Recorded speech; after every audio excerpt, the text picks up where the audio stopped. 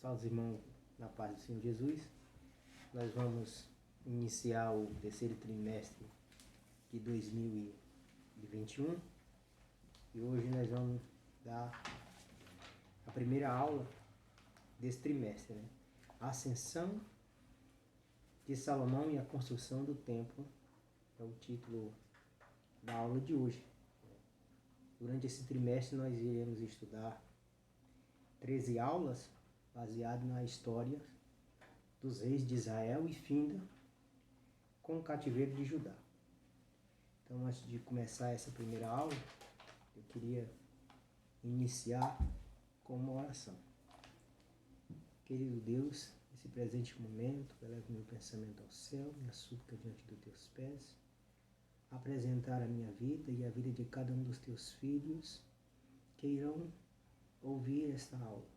Senhor, que o Senhor venha abençoar, agraciar com a tua sabedoria, com o teu entendimento. Que o Senhor venha guardar, proteger e abençoar cada um dos teus filhos.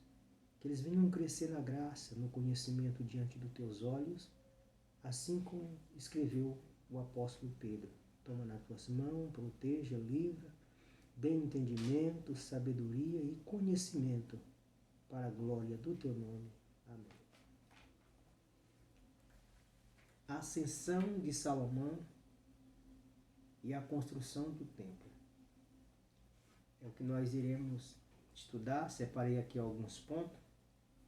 Vou tentar correr, ser rápido, para não enfadar os irmãos e também para o vídeo não ficar muito longo. Textual. E não podiam ter-se em pé os sacerdotes para ministrar por causa da nuvem, porque a glória do Senhor encheu a casa do Senhor. Primeiro livro dos Reis, capítulo 8, versículo 11. Verdade prática. O pedido de sabedoria feito por Salomão a Deus aponta para maturidade que Deus deseja para os seus filhos. Irmãos, sabedoria é algo que todos nós, cristãos, nós temos que pedir para o Senhor. Tem uma diferença entre sabedoria e conhecimento. Digo não essa sabedoria secular, com astúcia, com esperteza, mas a sabedoria como escreveu o apóstolo Tiago. Uma sabedoria que Deus dá, que vem de cima. Essa foi a sabedoria que pediu a Deus o rei Salomão. A leitura bíblica em classe, eu não vou ler todo o texto, porque eu quero citar algumas coisas aqui, que eu separei alguns pontos. Mas a leitura bíblica em classe fica no livro dos Reis, primeiro livro dos Reis, capítulo 4, versículo 29 ao 34, capítulo 6, versículo 11, versículo 1, 6, 1, e do 11 ao 14. Salomão, e deu Deus a Salomão sabedoria e muitíssimo entendimento em largueza de coração, como a areia que está na praia do mar. Salomão compôs 3.000 provérbios e foram seus cânticos 1.005. Então Salomão teve uma sabedoria que se sobressaía para a sua época e muitos o admiravam. Mas essa sabedoria aqui, irmão, foi algo que Deus deu para ele. Ao assumir o trono de Israel, ele faz um pedido. E o que me chama a atenção é que ele poderia pedir qualquer outra coisa como rei. Mas aqui o que nós vamos ver é que quando ele entra no templo, ele faz um pedido a Deus. Com muitas coisas que ele poderia pedir, mas ele pediu algo, sabedoria. Por que sabedoria, irmãos? Imagine uma pessoa que vai agora assumir um posto, uma cadeira, do pai, Davi, e o que o rei fez, o rei Davi. Ele unificou o reino de Israel. Ora, agora um jovem vai assumir o trono. Se não tem essa capacidade, ele tinha que pedir algo, uma sabedoria que só Deus podia conceder para ele exercer um excelente governo ou reinado. E foi o que ele fez. Ele pediu para o Senhor sabedoria. Penso eu que ele sente ali a responsabilidade do que é conduzir um povo. Filipe, rei da Macedônia, pai de Alexandre o Grande, disse algo para Alexandre, que um rei não nascia pronto, mas se construía no decorrer da caminhada. E aqui Salomão pede para Deus a sabedoria, pois ele se sentia uma criança e não sabia falar, e por esse motivo só Deus poderia dar para ele essa sabedoria. Por amor ao rei Davi, Deus permitiu que Salomão estabelecesse um reinado sólido, próspero, justo, cheio de glória e poder. Foi durante o reinado de Salomão que Israel atingiu seu apogeu na história. Entretanto, mesmo diante de todas essas grandeza promovida por sua sabedoria, esse destacado monarca se deixou levar por interesses políticos e desejos pecaminosos. Isso, eu estou lendo aqui a introdução. A sabedoria de Salomão. Aí no tópico 1, vai falar que quando Salomão entra para fazer esse pedido, ele poderia pedir qualquer outra coisa. Morte dos seus inimigos, riqueza, ou qualquer outra coisa que tivesse dentro do seu coração. Mas ele pediu para o Senhor algo, sabedoria, para conduzir o povo. Aqui ele tomou uma atitude de um sábio, isso já mostra de que ele tinha um pouco de sabedoria. Ora, se eu vou fazer algo que eu não sei, nunca estive na frente de um povo, se eu não sei conduzir, se eu não tenho essa experiência, e no caso dele, sendo filho do rei Davi, viu que o pai governou Israel e governou muito bem, a história vai mostrar que o reino unificado de Israel começa com Saul, porque o povo fez um pedido para Samuel, que queria agora um rei. Aí vem Saul, primeiro rei, reina 40 anos. Depois de Saul, vem Davi, reina mais 40 anos. E aqui vem Salomão. São 3 reis que reinou sobre todo o reinado de Israel. Reino unificado. Então, segundo a história, quando você vai ler a história dos Hebreus, ou história de Israel, editado pela editora Vida, você vai ver que os reinos unificados teve duração na história de 120 anos. 40 com Saul, 40 com Davi e 40 com o rei Salomão. Então, conhecendo a história dos 2 reis, foi épocas de guerra, de lutas contra os filisteus e as demais nações, mas aqui Salomão, ele atingiu o ponto mais alto da história dos reinos unificados de Israel, onde não teve guerra, mas mais tratado de paz, e um governo em que Israel gozou de muita prosperidade e muita paz. O sábio pede sabedoria, ponto 2. Isso mostra de que ele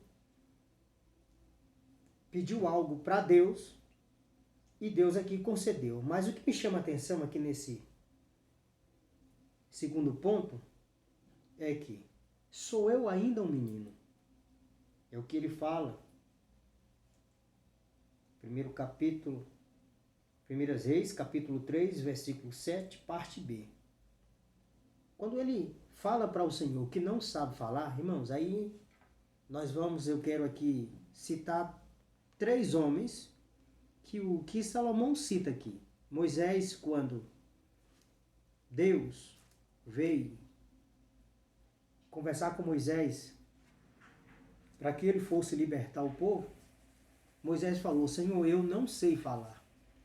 Sou eu uma criança. Aqui Salomão fala: sou eu ainda menino, pequeno, e não sei como sair, nem como entrar. Aqui ele sente o peso da responsabilidade. O que é você conduzir um povo? Você julgar o povo? Você ser a maior referência no meio dessa nação? Aqui eu já quero falar para os irmãos que questão de chamado ministerial é Deus que tem que chamar esse homem, essa mulher. E mesmo você tendo essa vocação, esse chamado, você vai sentir nos seus ombros a responsabilidade do que é você falar algo da parte de Deus. Do que é você ser um porta-voz de Deus. Você transmitir a mensagem de Deus. Parece ser algo fácil, mas não é fácil. Porque traz sobre os teus ombros a responsabilidade. Assim também é para um pastor que preside sobre uma igreja, que é responsável por essa igreja, diante dos homens aqui. Ele responde juridicamente e diante de Deus, que tem um peso maior. Aqui Salomão sente esse peso. E aí vem a questão do pedir, a sabedoria. Mas não uma sabedoria com astúcia para passar o povo para trás, uma sabedoria que venha do alto, para ele saber como responder o povo, como julgar, como conduzir esse povo. Aqui para mim foi a atitude mais sábia que ele tomou, sendo que ele poderia pedir qualquer outra coisa, riqueza, morte dos seus inimigos, mas aí ele pediu para Deus sabedoria, pois sou uma criança e não sei como conduzir esse povo. E aí o Senhor aqui concedeu para ele essa sabedoria. A sabedoria na prática devida. Tiago escreve em sua epístola que existe uma falsa sabedoria que se evidencia pela inveja e sentimento faccioso. Essa sabedoria não vem de Deus, mas terrena, animal e diabólica. É o que eu estava falando para os irmãos sobre a questão dessa sabedoria que vem com astúcia, que é terrena, animal e que é diabólica. Mas o Tiago também, aqui no capítulo 1, versículo 5, ele também vai falar de uma sabedoria que quem não tem, pede para Deus, que ele dá. Foi essa sabedoria que o rei Salomão pediu para o Senhor. Uma sabedoria para governar bem, para presidir sobre esse povo com excelência. E isso só Deus pode conceder. Não é algo terreno, ou eu preciso aqui ser sábio para mim me dar bem. Não. Essa sabedoria que ele pediu foi em prol do próximo ou do vizinho da direita, da esquerda. No caso aqui, para governar bem esse povo. Essa sabedoria, se não temos, nós temos que pedir para o Senhor. No tópico 2, consolidação do poder. Salomão teve um governo de paz e justiça. O povo de Judá e de Israel tinha tanta fartura e vivia em tão boas condições que podiam até festejar e se alegrar. Aí, festejar e se alegrar. Irmãos, na época do reinado de Davi, foi época de guerra.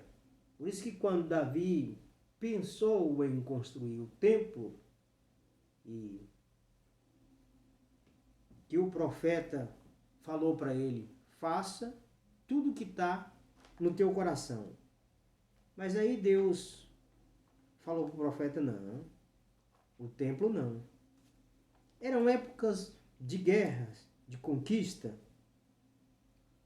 Mas aqui quando a gente vê no reinado de Salomão, é um reinado mais de tratado, de justiça, de paz, em que não há muitas guerras, mas sim pessoas querendo conhecer o rei de Israel, que tinha uma sabedoria e um conhecimento que se sobressaía dos demais reis.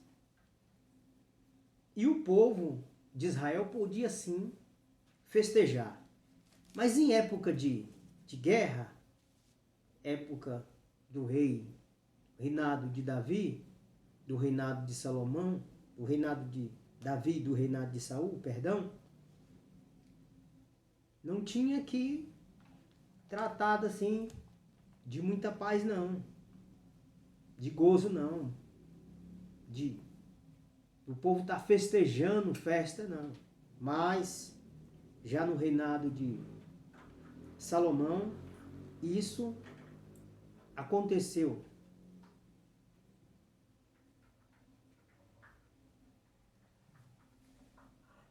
Tópico 2.2. O orgulho precede a ruína. Irmãos, Deus concede algo ao homem, mas nós temos que tomar muito cuidado para que essa vaidade, orgulho, soberba não venha tomar de conta do nosso coração. O que rege a vida do homem é o que nós temos dentro do nosso coração. E Deus já tinha dado algo para Salomão, bom, excelente até demais, mas nós temos que tomar muito cuidado com aquilo que a gente recebe da parte de Deus. Nós podemos nos perder nessa caminhada. Paulo tem, quando ele escreve a última epístola, me chama muita atenção, ele, escrevendo a Timóteo, ele fala: lutei um bom combate, contemplei a carreira, guardei a fé, a coroa da justiça me aguarda. Paulo ali está preso em Roma, já sabia que dali não sairia mais com vida, mas o que me chama a atenção, ele fala de 3 coisas.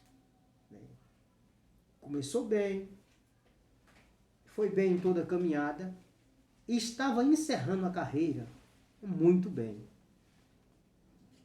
Aqui no caso de Salomão, ele começou bem. Mas aí vem algo que, assim como aconteceu com ele, pode acontecer também com qualquer um de nós. Aí aqui vai falar: infelizmente, até mesmo os homens mais sábios estão sujeitos à queda quando deixam de temer a Deus e entram por caminho tortuoso.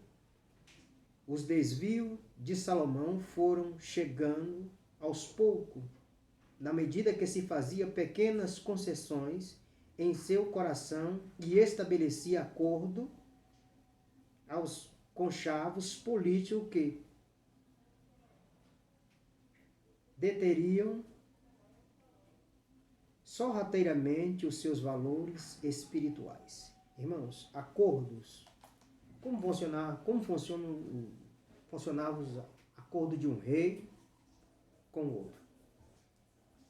Não é que a pessoa não tem que fazer ou se envolver com questões políticas. Mas esses acordos que Salomão fez, tratado de paz, com uma nação, com outra, nós temos que ver que Tem coisas que não há acordo. Não dá para haver um acordo entre Cristo e o maligno, entre o justo e o ímpio, entre aquele que serve a Deus e o que não serve. Mas aqui nos acordos que Salomão fez com alguns reis, entrou questão de idolatria. Salomão enganou-se a si mesmo pela ganância, pelo saber, pela sede de poder, que deixou invadir seu coração. E isso, Deus já tinha dado para ele algo que eu quero falar para os irmãos, que está superior a todas essas coisas. É você ter a presença de Deus na sua vida. Não há algo maior na vida do homem que o homem pode alcançar nessa vida do que a presença do Deus Todo-Poderoso. E isso aqui Deus está confirmando, se ele assim permanecesse.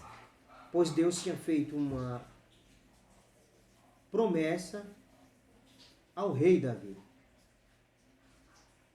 E ele começou até bem, mas essas alianças, o acordo, ganância, sede de poder, coisas que o homem tem que tomar cuidado, Salomão aqui não foi criterioso quanto a isso e seu coração aos poucos foi se desviando. Quando o poder, para nós hoje, erário, o dinheiro, entra no coração do homem, irmãos, isso em uma antiga aliança é o mamon. Com dinheiro você tem um bom plano de saúde, viagem, casas boas. Mas o que não pode é isso tomar de conta ou invadir o teu coração. Aí Calvino tem uma frase que eu amo muito, essa frase dele, ele fala o seguinte: quando o dinheiro toma de conta do coração do homem, automaticamente Deus é expulso de sua vida. Ora, a sede de poder. Congreguei com um pastor que ele falava o seguinte: existem 3 coisas que derribam o homem. E uma delas é soberbo, orgulho, poder, por aí vai. Como ele não foi aqui criterioso quanto a isso, não se contentou com aquilo que Deus já tinha entregado nas suas mãos, mas aí nos acordos de paz, casar com mulheres estrangeiras, seu coração foi se distanciando de Deus, aquilo que é lugar somente para Deus vai entrando em outras coisas e o camarada vai se desviando e se distanciando aos poucos da presença de Deus. Essa degradação de valor começou conforme Salomão permitia que pequenos desvios assumissem proporções significantes. Quando o pecado vai entrando aos poucos na vida do homem, da mulher de Deus, achando que é algo comum, normal, daqui a pouco você vai perdendo aquilo que nós temos de maior valor nas nossas vidas, que é a presença de Deus. E essas coisas foram entrando na vida do rei Salomão, e aí vai se indo-se embora. Aquela chama que estava acesa no coração quando começou, aos poucos ela pode se saindo. A graça de Deus, quando está sobre as nossas vidas, não é que vai sumindo assim de imediato. Mas na medida que a gente vai caminhando, ou praticando algumas coisas na nossa vida que vai entristecendo o Senhor, ou quando nós vamos deixando de dar prioridade ao reino de Deus e entrando por outros caminhos, não é que o Senhor está se distanciando de nós. Nós estamos menosprezando ou deixando de dar valor àquilo que tem que estar em primeiro lugar nas nossas vidas, que é a graça divina. Aqui foi o que aconteceu com Rei Salomão. Tópico 3. O nobre propósito de Salomão. O propósito de Salomão na construção do templo foi muito nobre. Edificar uma casa ao nome do Senhor. Aqui agora nós vamos falar sobre a construção do templo. E depois disso eu quero falar sobre uma outra coisa. De um templo que não é paredes. Mas aqui Salomão colocou algo no coração de construir um templo. E tudo aquilo que tinha de melhor, ele queria construir esse templo. E assim ele fez. Ele construiu um templo para o Senhor, com as melhores coisas, melhores madeira, ouro, revestiu de ouro teto, chão, parede. Era muito lindo. Mas aí nós temos que pensar, será que a preocupação de Deus é com o templo local onde nós vamos congregar, nos reunir, ou ofertar o nosso culto de louvor, de adoração a Deus?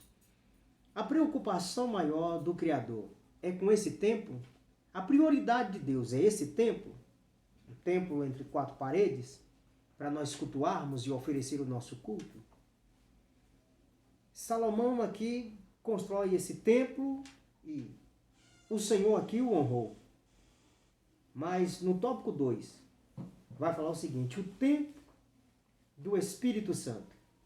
Aí em 1 Coríntios capítulo 19, capítulo 6, versículo 19, e aqui eu já encerro, Paulo vai falar o seguinte: não sabeis que o nosso corpo é templo do Espírito Santo e que habita em vós, é proveniente de Deus, e que não sois de vós mesmo. Irmãos, está aqui o templo em que o Senhor quer habitar. Não que seja errado você ter algo no seu coração e querer ofertar e construir o melhor para Deus. Mas a preocupação do homem nos dias atuais, hoje, tem que ser o meu coração, o teu coração, a nossa vida, o nosso corpo, o Senhor, ele tem que habitar dentro desse templo. Quando o povo foi levado para cativeiro de Babilônia, que esse templo aqui, que o Senhor derramou a glória, ao ponto dos sacerdotes não suportar, não ficar de pé, porque grande era a presença de Deus. Quando o povo é levado para cativeiro, que o templo ali é destruído, e aí quando você vai ler a história do profeta Jeremias, ele começa a lamentar.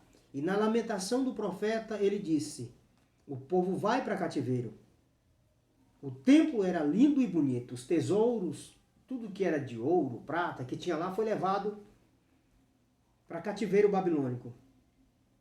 Mas o que o profeta lamenta em suas lamentações, orando e clamando a Deus, e ele profetiza falando o seguinte, que quando o povo retornasse, seria diferente. O templo não seria aquele templo de ouro, prata, paredes lindas, mas algo que Deus ia construir dentro do coração do homem. Está aqui a maior riqueza, o melhor templo para o Senhor congregar, habitar, fazer morada, operar, realizar milagre, somos nós. E aí Paulo foi feliz quando ele disse: vós sois templo e morada do Espírito Santo. Então, o melhor templo que tem para Deus habitar, que aí, quando a presença de Deus vem, você pode até cair, acontecer arrebatamento de sentido, é quando o homem tem um coração puro e voltado para Deus. Então, dito isso, que Deus venha abençoar a vida de cada um dos irmãos e que o Espírito Santo venha falar melhor dentro de cada coração. Eu quero aqui encerrar com uma rápida oração. Senhor Deus e eterno Pai, Jesus, eu quero apresentar uma vez mais toda a tua igreja, todos os teus filhos, e quero te pedir, estenda as tuas mãos sobre a vida de cada um. Que eles venham crescer na graça e no conhecimento diante dos teus olhos. Que a tua igreja venha crescer saudável. E que o templo em que o Senhor quer habitar, nós sabemos que não é o templo entre quatro paredes, mas sim é dentro do coração do homem, da mente do homem. E eu quero te pedir, venha habitar dentro dos nossos corações. Toma de conta de nossas vidas. Que é para quando nós nos reunimos na tua casa para glorificar e exaltar o teu santo nome, aí sim nós queremos ver o Senhor derramar a tua glória, o teu Santo Espírito, ao ponto dos teus filhos não suportarem a tua presença, mas se acontecer algum arrebatamento de sentido, que seja para a glória e louvor do teu santo nome. Toma de conta do teu povo e manifesta-lhe a tua glória no nosso meio. Amém.